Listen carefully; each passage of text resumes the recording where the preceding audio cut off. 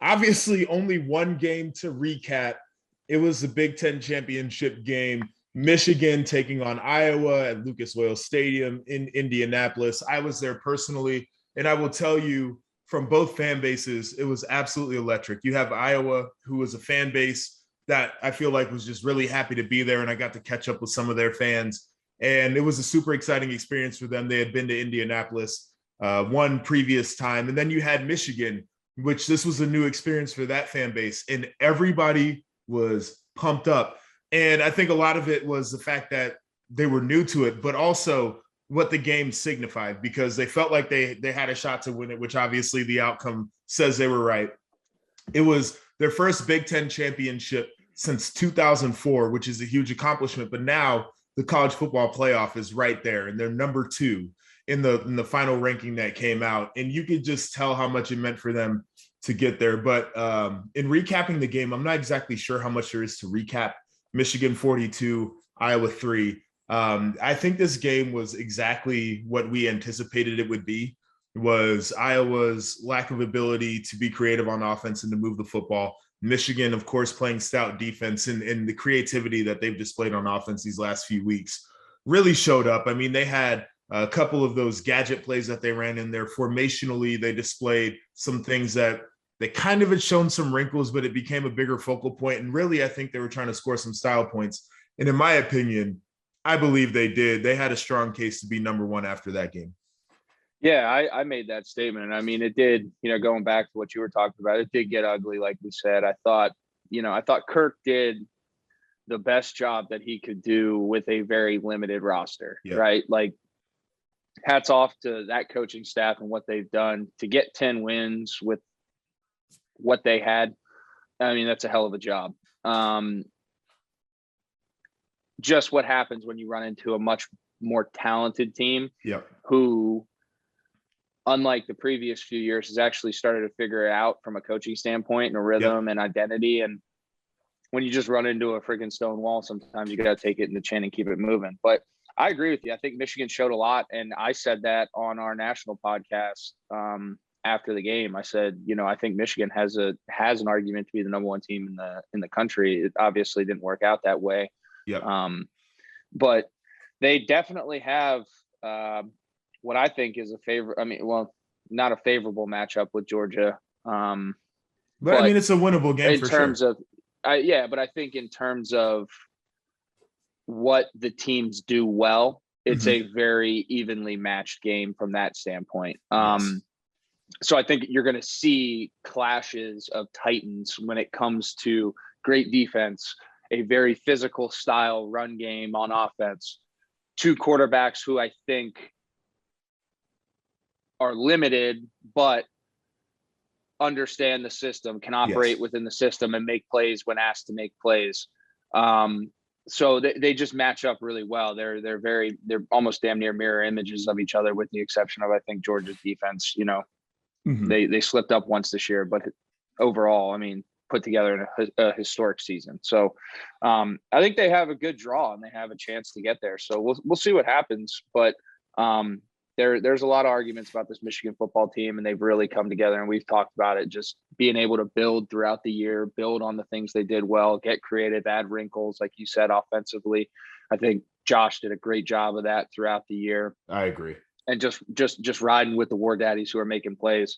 So I'm excited about this Michigan team, and hopefully moving forward, they can keep things going for the next few years. I'm with you on that. And you had mentioned about Iowa, and I just want to take time to talk about that program, because 10 wins is extremely good, and they were gritty. They made it up to kind of the top of the hill, and then they ran into a couple of weeks where it just was not going well for them, and they still found ways to win football games. Now, you mentioned it, you get to a game where a well-coached, very talented team comes in, this is what's going to happen to them. They're just so limited, but the fact that they were able to have the success that they did this year, I think really stands out. And you can look at specifically on the defense and special teams, the all-conference teams that came out.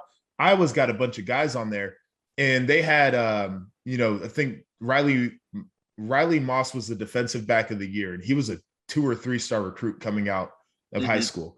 And that's what Iowa's known for, is developing guys and making sure that they rise above their level. So impressive there. But the story really is Michigan. And you hit on all the high points with them. Like, their offense has evolved in so many ways. And I think the players truly understand. And I'll get into that a little bit later as we talk about Josh Gaddis and the job that he's done. Defensively, that was a perfect game plan for them. They got a team behind, and they can make it a pass rush drill. And, that's exactly where they want to be. And so it'll be really unique as we get into this matchup, because I agree with you. I think that Georgia is a very, very good football team, but I think there are some matchups that you would say that you like Michigan in. And as we kind of talk about some of the bowls, we can get into that. But I wanted to lead into this question for you because of the way that the Big Ten championship game went. And you can go back to when they first started doing the East and West. That was 2014, I believe, was the first year of that, where Ohio State won the Big Ten championship that year. And then the next year you had Michigan State, and then you had Penn State, and then Ohio State goes on a run of Big Ten championships. And then you get here and Michigan wins it. West team has not won it yet. They have not won it yet. And so it brings up this question of division realignment, where instead of doing East and West, do you maybe make it a North or South that could be more balanced? Or do you go back to this concept of leaders and legends, which people really didn't like, but you can make the argument that it was a more balanced way of conducting Big Ten football?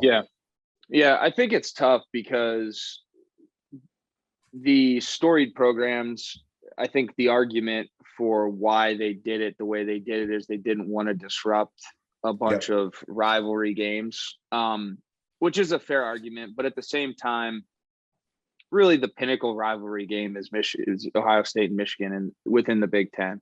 And then every other one, you talk about it, they mean a lot to the program, but I think there's creative ways to still get those games played. Mm-hmm. And I don't think it needs to be a year in, year out thing, because you do start seeing, even thinking back to when I was playing, Michigan State was a rival of ours, but I got up more for the Michigan and the Ohio State games and those games. But the program feels it, the fan bases feel it, the kids in the locker room feel it. When someone's struggling and you're going into a rivalry game and you're playing well, or vice versa, it's not the same. I think it just is one of those things where as teams get rhythms throughout years and hit stretches of success, when you see that matchup, that's almost a rivalry game. So I think the Big Ten really needs to shift away from that and start focusing in on finding ways to distribute the talent. And there's a lot of issues, and you and I talked about it a little bit before we even hopped on here, just regionally, recruiting, the way everything's going, funding. There's a lot of issues that a lot of those teams in the West deal with, location. It's hard to get kids. And when you're competing in what would be your bread and butter areas, you're also now competing against the Penn States, Ohio States, Michigan States of the world, because they can go in anywhere and start recruiting because of the success they've had. So you're really behind an 8-ball, and you're fighting an uphill battle, and it's hard for them to overcome. And I think the North and South makes a lot of sense because you still keep that Michigan Ohio State game intact, and then you distribute a little bit with Penn State now. I guess you would put Penn State in the South, right? Yeah, kind of be the line right there. Yep. I think that would be very advantageous for Penn State to be able to put themselves in it at least every year. You got Maryland, I would assume Rutgers would probably be in the South. Iowa would be one that would be, one of those cyclical programs, but it puts a powerhouse in each one. So I think they could get creative with it. I think there's definitely a way to do it, but it does need to happen. The dominance is just, it's going to be hard then for the conference to really grow, because that's the East is just going to keep beating on each other. I think also there's this interesting thought that if you are, let's say you get an Ohio State Michigan rematch, right? And Michigan were to lose that game, that there's this idea that you can be the SEC and get two teams in, because 100%. You had your best teams playing in Indianapolis. The other interesting thing is I think they went with this East and West idea originally because the Big Ten conference is seen as this conference that is coast to coast, where you start off in New York and you end up in the heartland of America. And so I think it's very representative of kind of the roots of the conference and the breadth and the vast nature of it. But if we're talking about competitive balance here, I think all options should be open. Yeah, I agree with that 100%. It's they have to get out of the sentimental value, and they really have to start thinking about, because like to your point, had Ohio State and Michigan played again and you snuck both those teams into the college football playoff, now you're talking about, like you said, now you're talking about the ability to put two teams and have two representatives. But also, I mean, think about the marketing and the money from TV deals and dollars from that standpoint too. Yeah. So it's more of an economical decision too. I think if you start thinking about it, and the people making those decisions start thinking about it, you can really start making pushes, especially with the rise of the conference as a whole.